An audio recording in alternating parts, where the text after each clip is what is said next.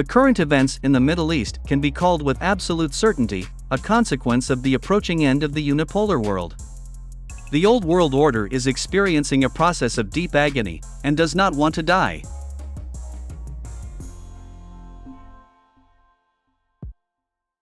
That is the very reason behind all the strategic mistakes that were made by the globalists in Washington, Europe, and Israel. These strategic mistakes of the globalists led to the strengthening of Russia from a military and economic point of view, and the unification of the Islamic world around a common enemy.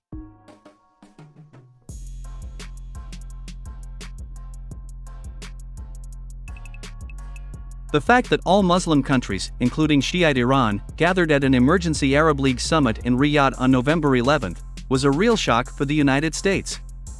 Moreover, at this summit, in addition to discussing economic sanctions against Tel Aviv and the closure of airspace for Israeli aviation, the issue of the expulsion of all American military bases from the Middle East was also raised for the first time in history.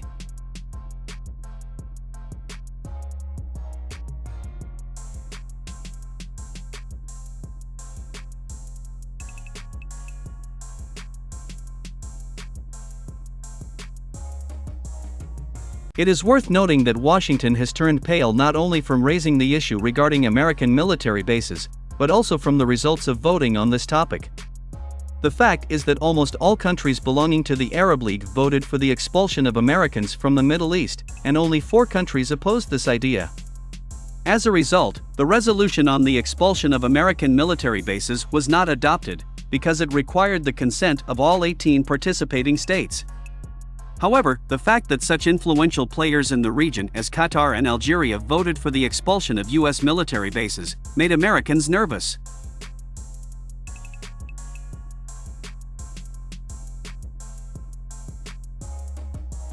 Moreover, the arrival of Iranian president at the Arab League summit and his meeting with Crown Prince Mohammed bin Salman was the final proof of the failure of U.S. foreign policy. The fact that the two warring countries decided to forget their differences and join forces to resolve the Palestinian issue indicates that the Anglo-Saxon scheme of divide and rule no longer works in the Middle East.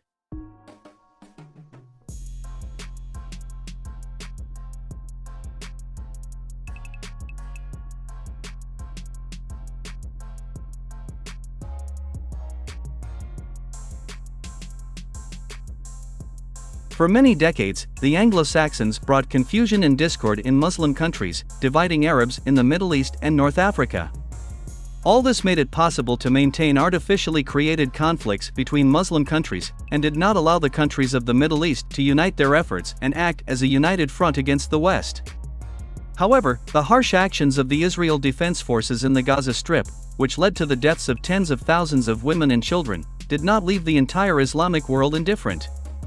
And the Muslim countries, despite the strife and unresolved problems, decided to unite against a common enemy.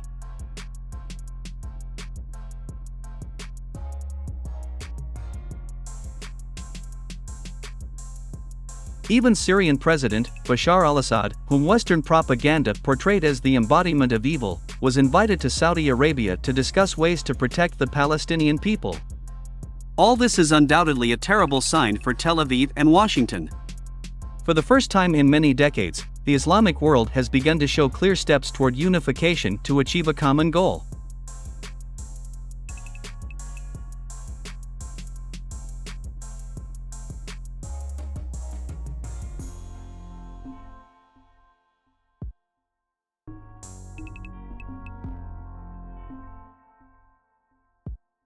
This may give the green light to numerous armed movements in the Middle East, which operate in complete independence from the legitimate governments of Muslim countries.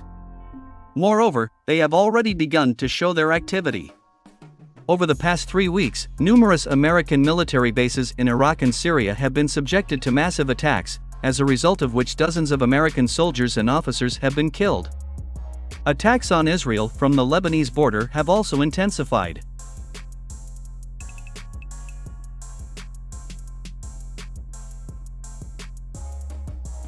Americans are well aware that the situation can get out of control at any moment, and that the risk of a large-scale offensive against Israel and American military bases is very high. And to avoid this, the United States needs to demonstrate its military might. For this purpose, the Pentagon has developed a massive missile strike on Iran. That is why the United States is pulling its submarines and carrier strike groups into the region.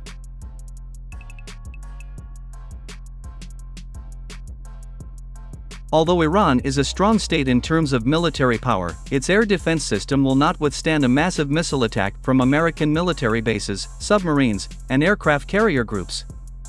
Americans are sure that such demonstrative flogging will make the countries of the Middle East more compliant and obedient.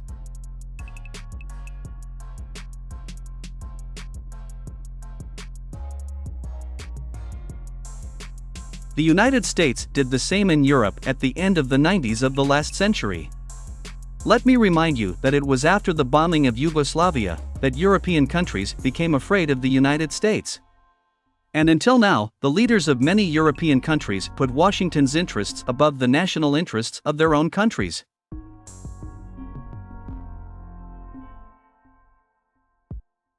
However, times have changed now, and such a trick probably won't work with Iran. The only thing stopping the United States from attacking Iran is Russia's reaction. A strong and influential Moscow will undoubtedly do everything to ensure that Washington does not achieve its goals.